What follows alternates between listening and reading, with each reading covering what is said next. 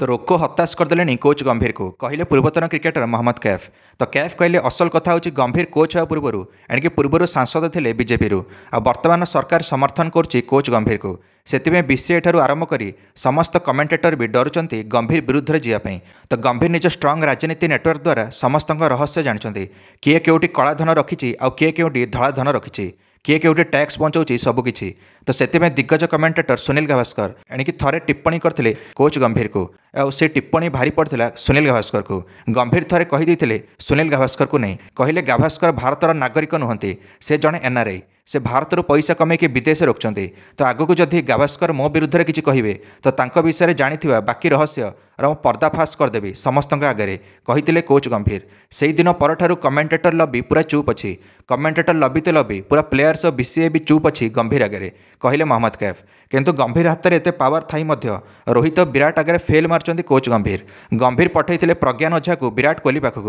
तो प्रज्ञान ओझा मध्यस्थी रूप में जाते विराट पाखक यह पचारे से विजय हजारे ट्रॉफी खेलिबे ना नहीं। कारण गंभीर शक्त आदेश देते जदि विजय हजारे ट्रॉफी न खेल तो ओडीआई रे जगह बनै हेबनी। तो प्रज्ञान ओझा चयन समिति कमिटीर सदस्य रूप में जाते विराट पाखक। तो विराट कहले से निश्चिंत खेलिबे किंतु दुईटा मैच खेलिबे से दुईटा मैच बेंगलोर रे खेलिबे निज घरे आईपीएल ग्राउंड रे। प्रज्ञान ओझा कहले ठीक अच्छे। तो कैफ कहले गंभीर निज अहंकार देखौले विराट आगे किंतु किंग तो किंग ही किंग विराट निज शर्त रखदे गंभीर आगे जे से खेलिबे भी आ कोडी खेलिबे सेटा विराट ही निष्पत्ति नेबे। तापर गंभीर ए जवाब शुणिकी बर्तमान चुप अच्छे।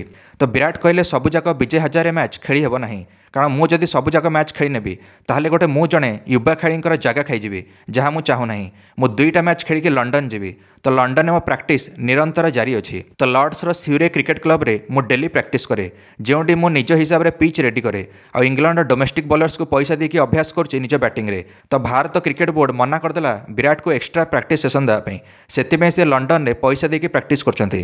तो विराट तापर कहले मते जना अछि 2027 विश्वकप पर्यंत केमिति जिबार अछि एथिरे मते कहार उपदेश दरकार नहीं। तो कैफ कहले कोच गंभीर एणिक युवा खेलाड़ी को तागिद करें किंतु विराट और रोहित को नुहे कारण विराट जी राजनीति क्रिकेट रे देखी से राजनीति गंभीर निज राजनीति क्यारियर भी करें।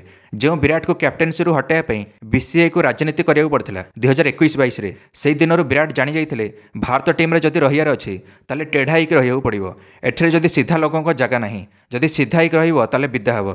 तो यही खेल विराट सहित खेल ना बोली मोहम्मद कैफ कहले। तो विराट से क्रिकेट राजनीति स्कूल हेडमास्टर पलटि जो स्कूल गंभीर टीचर अच्छा कहले मोहम्मद कैफ।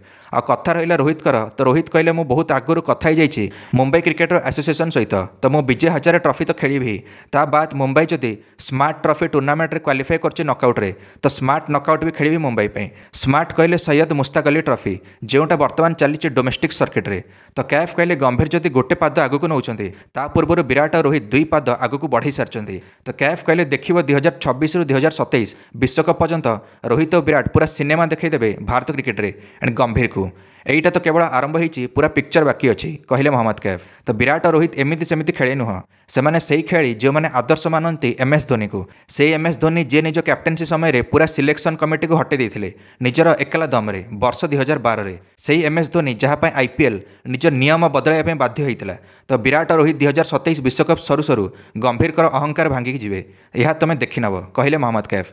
तो आपण मैंने जब मोहम्मद कैफ कथार सहमत थे निश्चय मंतव्य कमेंट दे वीडियो को लाइक और चैनल को सब्सक्राइब करदे समस्त क्रिकेट अपडेट्स। धन्यवाद।